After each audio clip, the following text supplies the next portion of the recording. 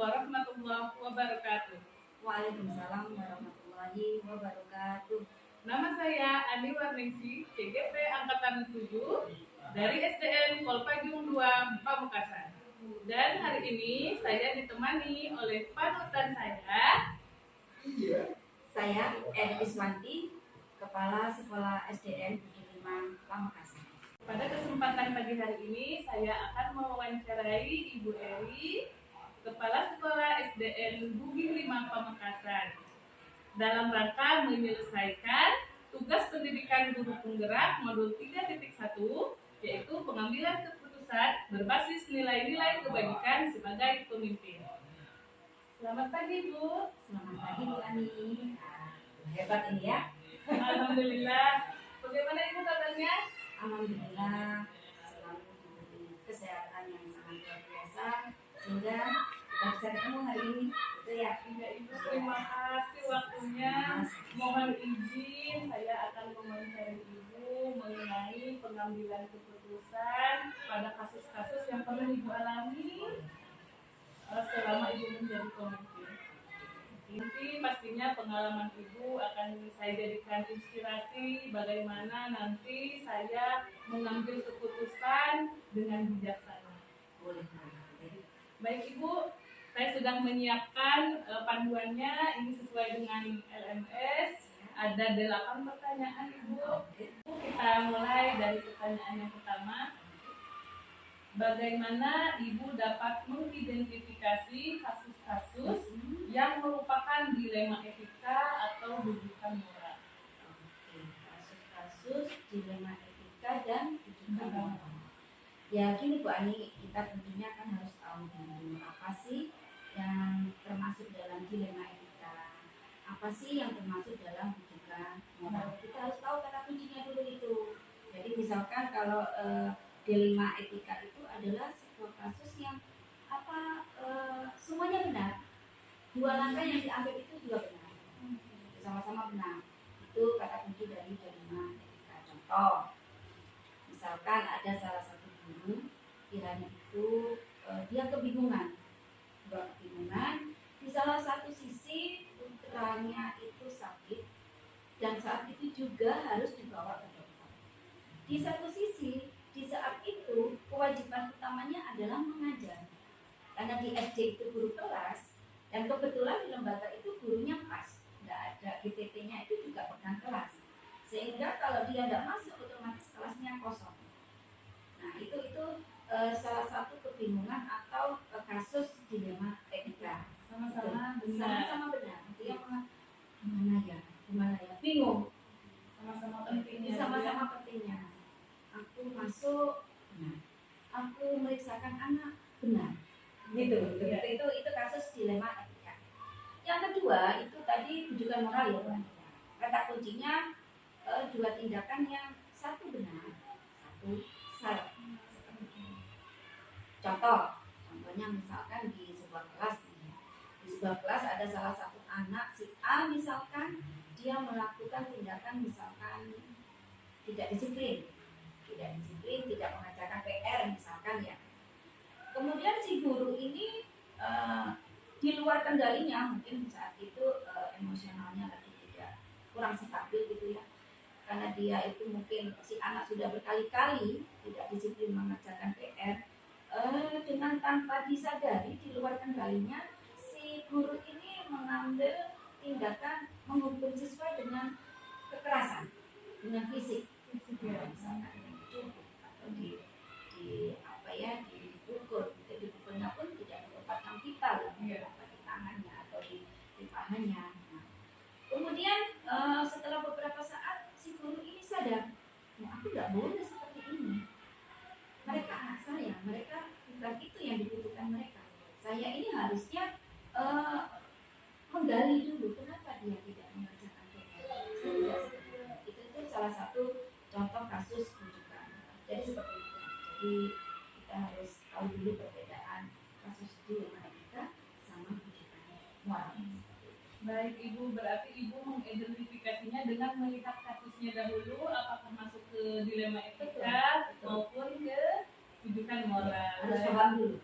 paham dulu Iya. antara Perbedaan pengertiannya. dilema etika sama bujukan moral. Yang kedua, bagaimana ibu menjalankan pengambilan keputusan di sekolah, terutama untuk kasus-kasus di mana ada dua kepentingan yang sama-sama benar atau sama-sama mengandung nilai kebaikan. Berarti yang dilema. Oke. Yang saya lakukan tentunya jika ada kasus-kasus khususnya yang dilema etika itu tadi, saya akan mencari akar masalahnya dulu. Duduk permasalahannya apa kok sampai terjadi seperti itu. Kemudian yang kedua, saya melihat siapa saja yang terlibat dalam kasus itu, dalam kasus dilema etika itu. Kemudian saya baru mengambil langkah untuk menyelesaikan masalah itu dengan mengambil keputusan. Nah, di sini saya dalam mengambil keputusan dalam menyelesaikan masalah ini sebagai kepala sekolah, saya tidak bisa langsung memutuskan. Saya harus mendudukkan bersama orang-orang yang terlibat, termasuk saya di dalamnya itu tadi, untuk melakukan dialog, untuk melakukan musyawarah, untuk mengambil keputusan di mana keputusan nanti itu tidak akan memberatkan pihak-pihak yang terlibat itu, dan keputusan itu nanti bisa benar-benar dilaksanakan. Luar biasa sekali, Ibu bijaksana sekali. Berarti setelah saya hitung bahwa kepala sekolah itu tidak bisa memutuskan langsung, tidak bisa memutuskan langsung, tetapi mencari akar masalah, kemudian mencari siapa yang terlibat, kemudian mengadakan musyawarah untuk mendapatkan keputusan yang sama-sama menguntungkan kedua belah pihak. Luar biasa sekali, Ibu. Pertanyaan yang ketiga, langkah-langkah atau prosedur seperti apa yang bisa Ibu lakukan selama ini? Ya, langkah saya pertama adalah mencari akar masalah, penyebabnya apa sampai timbul masalah seperti itu. Kemudian saya lihat siapa saja yang terlibat dalam masalah itu. Itu langkah yang kedua. Kemudian yang ketiga, baru saya memanggil beliau-beliau yang terlibat dalam masalah itu untuk melakukan musyawarah seperti yang saya bilang tadi. Tidak berat sebelah ya, tidak Tidak. mencari informasi dari sebelah pihak juga. Harus duduk bersama. Saya tidak akan mendengarkan dari salah satu sisi, saya harus mendapatkan dari beberapa sisi, sehingga keputusan nanti betul-betul mufakat. Ibu tidak akan memutuskan langsung, tapi tetap mencari akar masalah, kemudian mencari informasi dari kedua belah pihak, Betul. kemudian melakukan musyawarah untuk mengumpulkan. Ibu sangat menginspirasi. Semoga saya nanti bisa melakukan hal yang sama dengan yang Pasti bisa. Baik Ibu, kita lanjutkan ke pertanyaan nomor 4. Hal-hal apa saja yang selama ini Ibu anggap efektif, paling efektif dalam mengambil keputusan pada kasus-kasus dilema etika? Ya, kalau saya menganggap tetap musyawarah. Kalau di guru penggerak itu dengan teknik coaching, artinya ketika ada kasus, saya tidak memutuskan, tetapi saya menggiring menjadi coach bagi teman-teman saya tadi yang menghadapi kasus itu, sehingga mereka itu akan bisa mengambil keputusan sendiri. Jadi keputusan dari saya itu dilakukan dengan musyawarah, yang lagi trending sekarang adalah dengan teknik coaching seperti itu.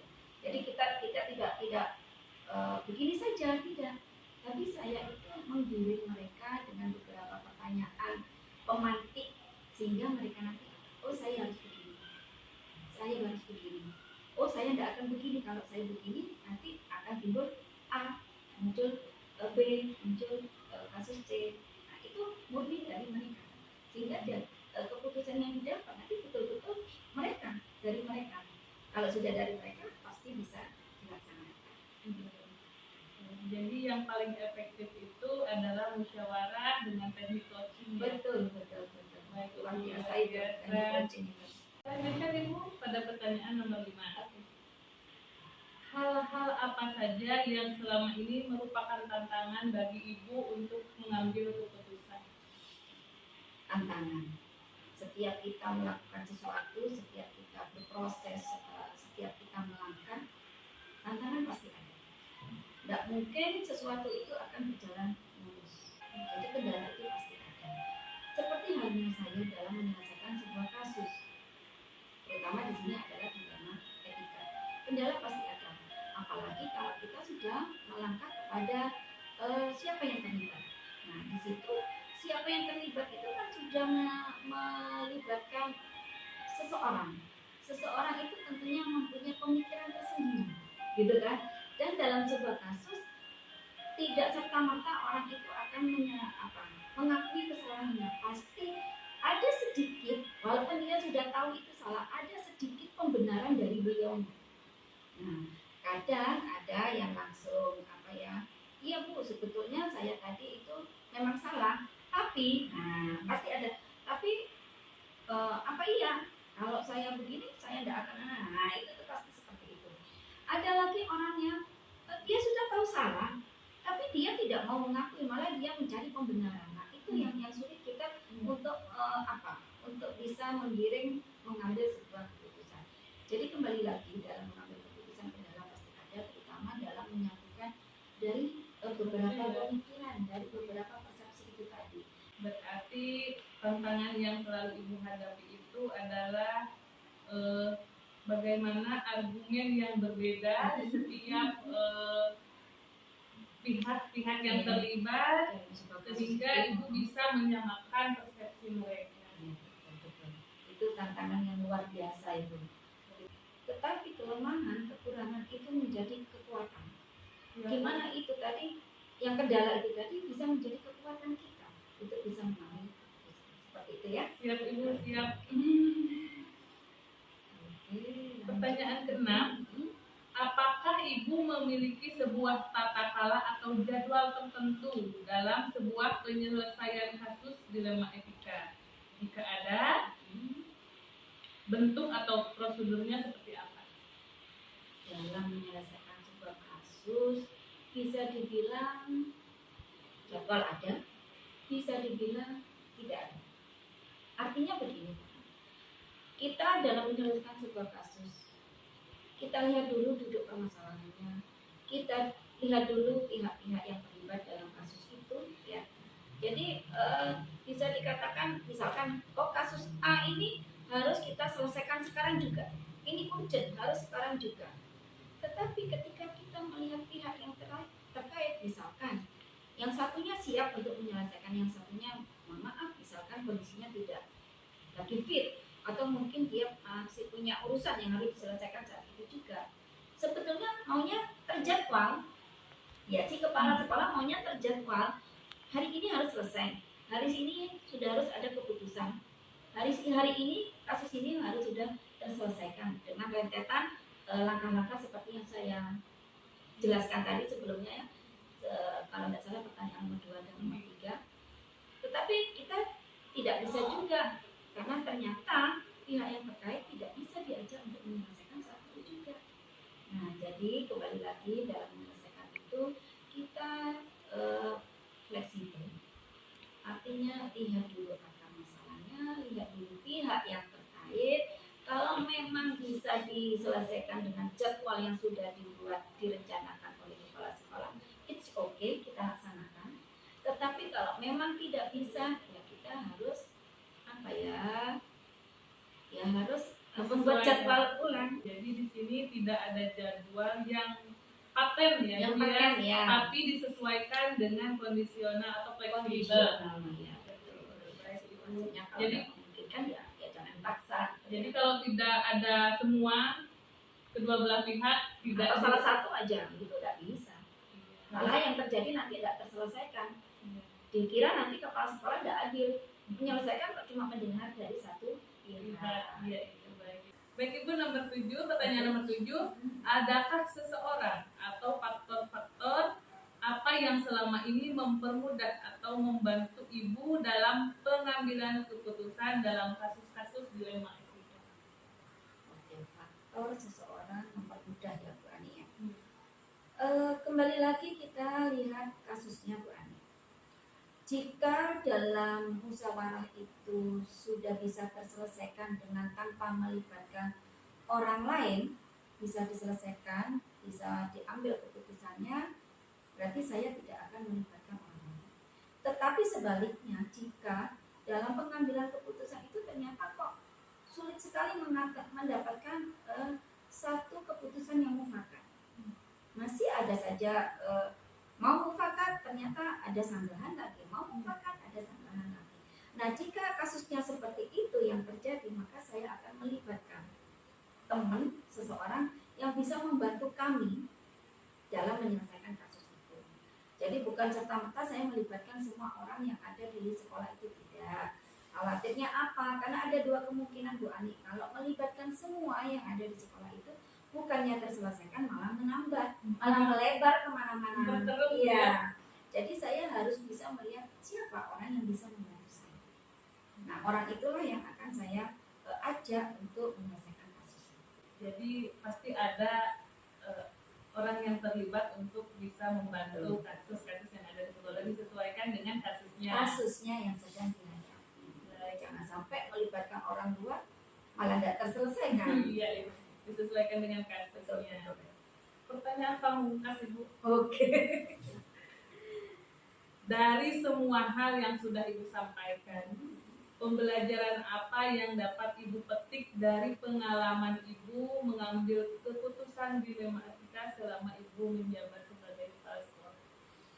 Oke, Bu Ani. Jadi dengan adanya kasus itu jangan dibuat suatu masalah, apalagi sebagai pimpinan di sekolah itu.